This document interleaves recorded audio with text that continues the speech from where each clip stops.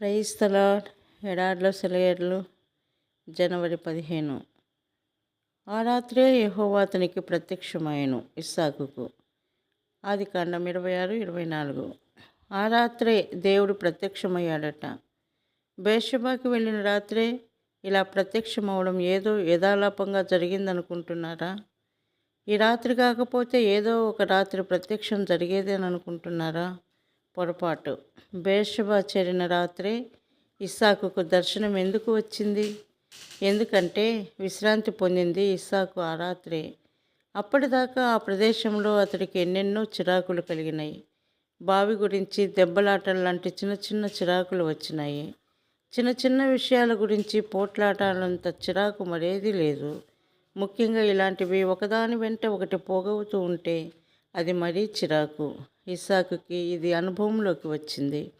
పోట్లాట తీరకపోయినా ఇక ఆ ప్రదేశంలో ఉండడానికి మనసొప్పదు. అక్కడి నుండి వెళ్ళిపోవాలని నిర్ణయించాడు. స్థలం మార్పు అవసరమనిపించింది అతనికి.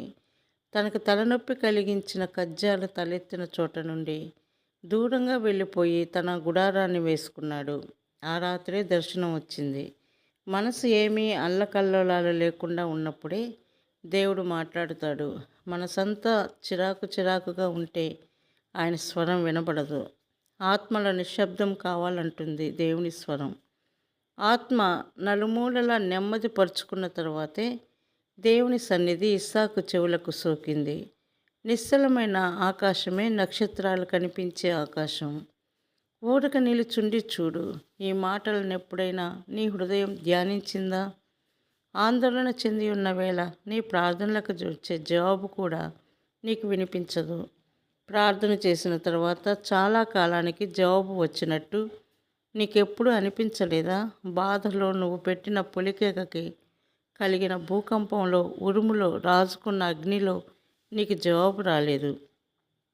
నీ ఆక్రందనలు అంతమయ్యాక, నిశ్శబ్దం అలుముకున్నాక, నువ్వు తలుపు తట్టడం చాలించుకున్నాక, ఇతరుల గురించిన నీ ఆవేదనలో నీకు కలిగిన దుఃఖాన్ని నువ్వు మర్చిపోయిన తర్వాత నువ్వెప్పుడో ఎదురు చూసిన జవాబు వస్తుంది. ఓ హృదయమా, నువ్వు కోరుకున్నది నీకు దక్కాలంటే ముందు ప్రశాంతంగా విశ్రమించాలి. నీ వ్యక్తిగతమైన బాధల మూలంగా దడదడా కొట్టుకుని నీ గుండె చప్పులను ముందు అదుపులో పెట్టుకో. నీ జీవితంలో రేగిన తుఫానును మర్చిపోయి నీతోటి వారందరికీ కలుగుతున్న కష్టాలను గురించి పట్టించుకో. ఆ రాత్రి దేవుడు నీకు ప్రత్యక్షమవుతాడు. ఇంకిపోతున్న వరద వెనకాలే దేవుని ఇంద్రధనస్సు కనిపిస్తుంది. నిశ్చలతలో నిత్య సంగీతం నువ్వు వింటావు. ఒంటరి బాటలో ఒక్కడివే సాగిపో. చింతలు లేని నీ అంతరంగం ఇంతకు ముందెన్నడూ వినని వింత గొలిపే అందమైన దైవ రహస్యాలు వింటుంది. అల్లరి మూక విరుచుకుపడుతుంది. అన్య విషయాల కోసం ప్రాకులాడుతుంది. అన్వేషించు వినిర్మిల సంగీతం వినిపించే మరో లోకపు ధన్యతా స్వరాలను. దుమ్ము నిండిన దారి నీకొద్దు.